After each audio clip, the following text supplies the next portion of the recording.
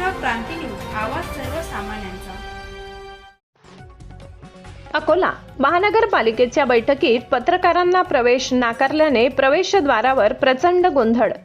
अकोला महानगरपालिकेच्या प्रत्येक बैठकीला पत्रकारांना उपस्थित राहण्यावर घातलेल्या बंदीच्या निषेधार्थ शहरभरातील पत्रकार आक्रमक झाले। त्यांनी महानगरपालिकेच्या प्रवेशद्वारावर जोरदार घोषणाबाजी करून या निर्णयाचा निषेध केला।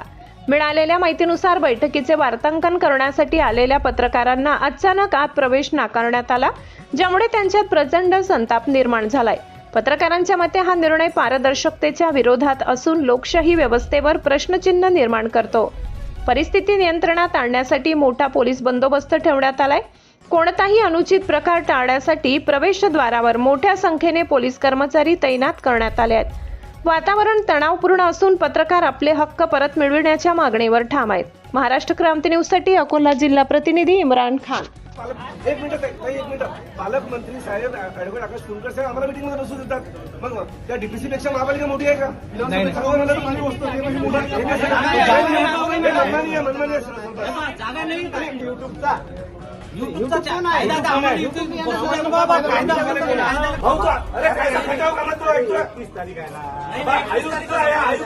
महानगरपालिकेचे आयुक्त हे शासकीय कर्मचारी आहेत। त्यांना का बोलवून आलेला? त्यांना बोलवा, त्यांना बोलवा आम्ही अंदर येत नाही।